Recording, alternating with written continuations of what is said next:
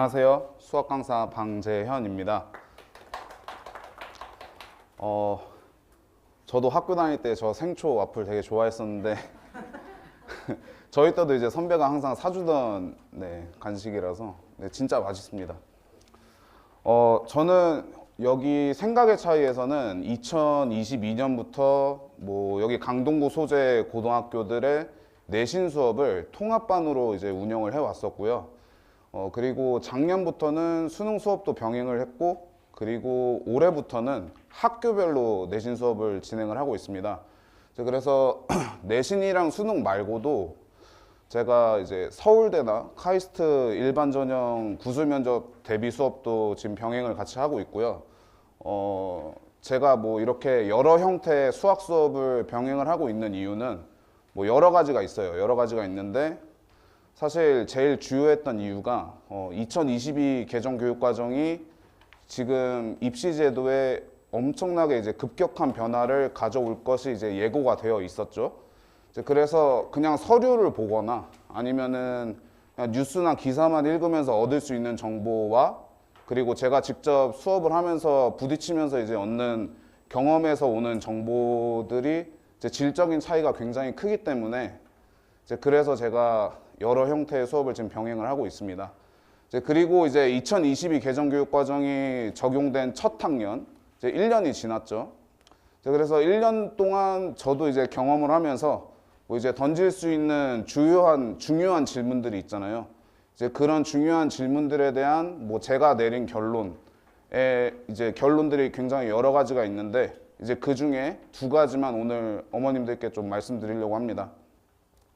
일단 첫 번째, 우리 수험생들은 2학년 2학기 기말고사가 끝나는 그 순간까지 다음 세 가지에 집중을 해주셔야 됩니다. 무조건 세 가지에 집중을 해야 되는데, 첫 번째 내신, 두 번째 내신, 세 번째 내신입니다. 이거에 대해서 좀 자세히 말씀드리려면 좀 얘기가 많이 길어지는데요. 지금 현재 제가 판단하기로는 무조건 수험생들은 내신에 최대한 집중하면서 이제 고등학교 생활을 좀 해 나가야 될 것 같아요. 그래서 최대한 학기 중에는 당연히 이제 내신 대비에만 좀 집중을 해야 되는 상황이고, 그리고 방학 중에는 어떤 공부를 해야 되느냐? 방학 중에는 학기 중에 내신 대비를 하기 위한 준비를 하는 기간이라고 좀 생각을 해주시면 될 것 같습니다. 그리고 이제 두 번째 제가 말씀드리고 싶은 게 방학 중에 제가 이제 방학 중에는 학기 중에 내신 대비를 위한 준비를 해야 되는 기간이라고 말씀드렸죠. 방학 중에는 무조건 최대한 이해를 하는 학습을 해야 합니다. 이해. 이제 이렇게 말씀드리려면은 사실 이해가 뭐고 암기하는 게 뭐냐고 이제 좀 정의를 내려야 되는데, 일단 쉽게 말씀드리면은 이해는 왜라는 질문을 던졌을 때 대답이 나올 수 있는 것들입니다. 그리고 암기는 예를 들면 너는 이름이 왜 재현이니? 너는 왜 방신이? 실제로 제가 살면서 받았던 질문입니다. 너는 왜 방신이야? 라고 이제 질문을 받았었는데, 이제 이런 대답을 할 수 없는 질문들을 저희는 이제 암기를 한다고 표현을 해요, 보통. 이제 그래서 방학 중에는 최대한 이해하는 학습을 해야 하고, 이에 대한 이해가 뭐고 암기가 뭐고 이에 대한 자세한 설명, 제가 그래도 수학 선생님이니까 그래도 수학으로 예시를 하나 들어드리면, 평행사변형이 마주보는 두 쌍의 대변이 평행한 사각형이다. 왜? 라고 물어봤을 때 대답을 못 합니다. 왜냐하면 그렇게 정의를 해놨으니까요, 평행사변형을. 이제 이런 거는 사실 저는 암기라고 말하고 싶지는 않지만 엄밀히 말하면 암기가 맞아요. 근데 평행사변형의 두 대각선이 서로를 이등분한다. 왜? 라고 하면은 대각선 그어보면은 이거랑 이거랑 해서 무슨 합동조건 때문에 이렇게 돼. 라는 대답이 나오는 공부를 하는 게 이해하는 공부라고 생각을 하시면 돼요. 좀 더디더라도 방학 중에는 그래도 학기 중이랑 비교했을 때 시간이 많으니까 좀 그런 학습을 위주로 하는 게 이제 좋습니다. 시간이 얼마 없으니까 그 배포 자료 빠르게 좀 주요 사항만 짚고 넘어갈게요. 1페이지 봐주세요. 그 배포 자료 다들 받으셨죠? 뉴비기닝 설명의 배포 자료라고 써 있는 거 봐주시면 됩니다. 1페이지에 제 소개 간략하게 나와 있고요. 그리고 거기 내신 과목 편제는 그냥 이제 다들 잘 아시고 계시겠지만 좀 한 포인트만 짚고 넘어가자면 수학 과목이 모두 다 상대평가입니다. 물론 5등급제이긴 하지만 어쨌든 모두 다 상대평가고요. 그리고 이제 다음 페이지 2페이지 봐주실게요. 2페이지에 1학년 내신 과목 목차가 나와 있어요. 공통수학 1이랑 공통수학 2가 있는데 여기 맨 왼쪽에 두 단원 보이시죠? 대단원 두 개. 다항식의 연산과 방정식과 부등식이요. 저 두 단원이 사실상 이 공통수학 1의 메인 단원들이라고 생각을 해주시면 되고 중등수학에서 파생돼서 조금 더 발전된 단원이라고 생각을 해주시면 됩니다. 거기 정말 죄송한데 그 배포 자료에는 복수수라고 나와 있네요. 죄송합니다. 제가 이때 옥수수가 먹고 싶어서 그랬는지 죄송합니다. 네, 그 복소수고요. 어쨌든 요 두 단원이 이제 메인이면서 중등수학에서 파생된 단원들이라고 생각을 해주시면 되고 행렬 관련해서는 정말 드릴 말씀이 많은데 이것도 추후에 있을 학교별 내신 설명회에서 좀 자세히 말씀드리겠습니다. 이거는 행렬이 그 원래 없었다가 지금 들어온 이번 교육과정에 새로 들어온 단원인데 다들 이제 1학년 실제 시험에 어느 수준까지 출제될지 되게 말이 많았어요. 근데 그 어느 수준 정도가 딱 한 학교 제외하고는 거의 비슷하게 출제가 됐습니다. 수준은. 이게 되게 놀랍게도라고 말씀드리면 안 되는데 그 명일여고가 굉장히 어렵게 나왔었고 나머지 학교는 그저 그렇게 막 엄청 특별할 정도로 어렵게 나오진 않았습니다. 행렬 단원은. 네, 그리고 공통수학 2는 네, 지금 별달리 이제 말씀드릴 건 없고요. 그 오른쪽 페이지 3페이지로 좀 넘어가 주세요. 그 3페이지 보시면은 이제 뭐 이러저러하게 제가 이제 겨울방학부터 시작해서 이제 내년 1학년 2학기 기말고사까지 이제 열게 될 강좌들이 써져 있는데요. 그냥 요약을 하면은 방학 중에는 다음 학기에 할 과목을 선행을 한다. 그리고 겨울방학 때는 이제 시간이 좀 더 있으니까요. 여름방학이랑 비교해서 이제 이전 과정을 좀 복습을 할 겁니다. 중등수학을 복습을 확실히 해줘야 되는 상황이고 학기 중에는 당연히 이제 내신 대비를 해야 되는데 여기 지금 노말이랑 슈퍼노말이라고 제가 이렇게 나눠놨는데 노말이 이제 그냥 일반적이라는 뜻이잖아요. 그냥 대부분의 학생들을 생각을 해주시면 됩니다. 그리고 이제 슈퍼노말은 좀 이제 상위권 학생들을 얘기를 하는데 저 학생들은 뭐 이제 좀 심화해서 공부를 한다고 생각을 해주시면 될 것 같고 보통의 학생들은 학기 중에는 네, 교과서나 부교재만 해도 굉장히 버거워합니다. 제가 올해 굉장히 놀라면서 이제 봤는데 이게 이거에 대한 자세한 얘기도 이제 내신 설명회에서 좀 드리도록 할게요. 네, 그리고 다음 페이지로 넘어가 주세요. 네, 다음 페이지에 4페이지랑 5페이지에 제가 겨울방학 때 열게 될 수업에 대한 강좌 계획서가 나와 있고요. 여기서 좀 한 말씀 드려야 될 것 같은데 제가 지금 여기 강좌 제목이 2026 고1 공통수학 1 입문이라고 적혀 있잖아요.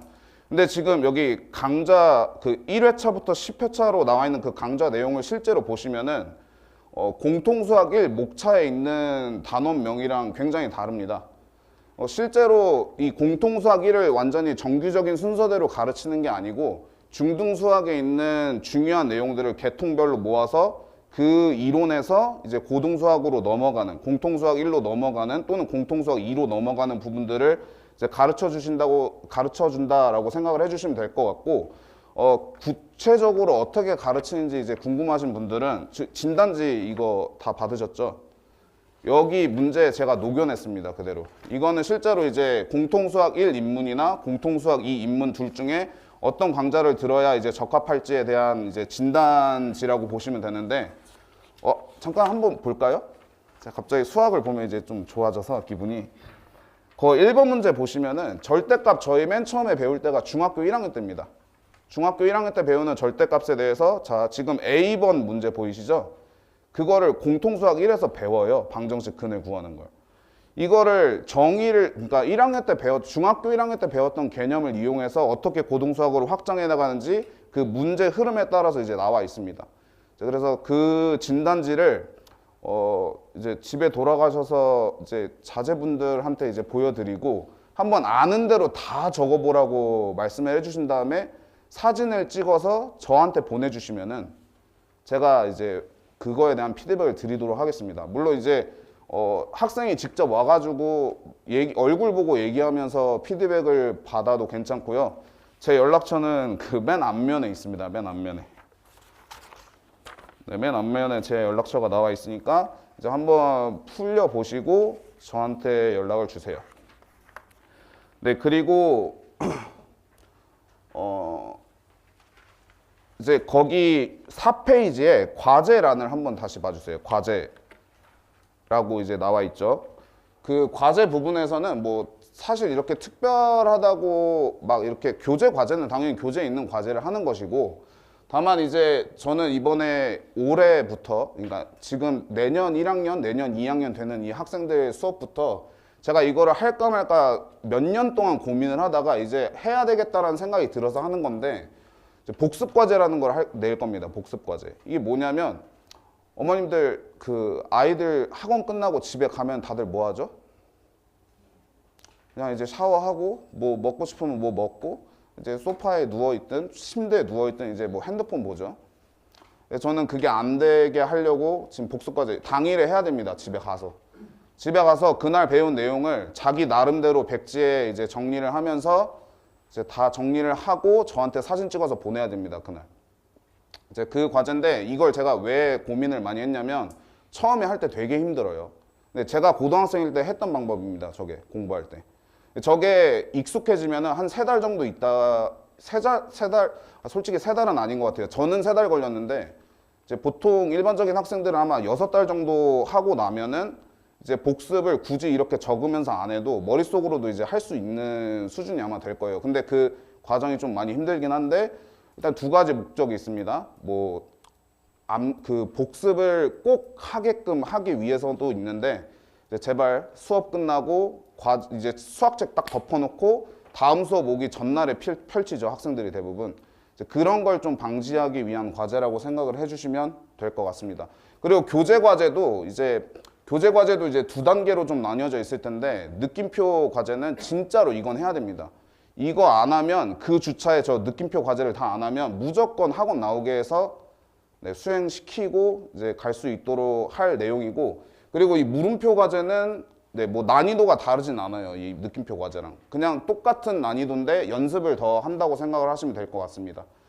그리고 스로틀업은 저거는 이제 정규 이 강좌를 다 따라오고 과제도 다 충분히 다 했는데, 선생님 저 더 하고 싶어요 라는 학생들한테 제공되는, 또는 제가 봤을 때 더 해야 된다고 생각이 드는 학생들에게 주는 과제라고 생각해 주시면 될 것 같습니다. 네, 그리고 거기 학생 관리에 이제 클리닉 관련돼서 나와 있는데요. 여기는 그냥 좀 짧게 말씀드리면은 이제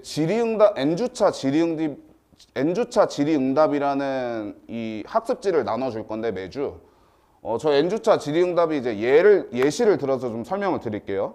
만약에 이제 정규 강좌가 개강을 하고 나서 3주차에 Q&A를 진행을 한다고 하면은 2주차 질의응답이 나가요. 3주차 Q&A를 할 때.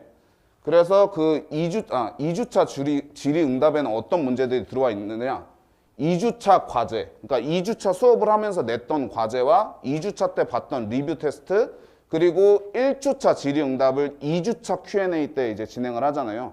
이제 그것들에 대한 오답이 2주차 질의응답에 들어가서 3주차 때 이제 질의응답을 모두 진행을 하고, 진행 방식은 당연히 틀린 문제 풀어갖고 와서 질의응답하고, 그 다음에 그 틀린 문제랑 틀린 문제의 유사문항을 풀면서 그게 아예 없어질 때까지 계속 반복하는 겁니다. 집에 갈 때까지.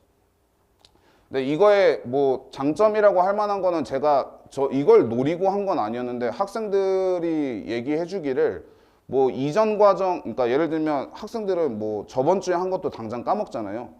근데 3주, 4주가 지났을 때 뭐 개념을 까먹는다고는 안 하더라고요. 왜냐면 이게 계속 누적이 돼가지고 한 4주 전에 배운 내용도 여기에 계속 나오거든요.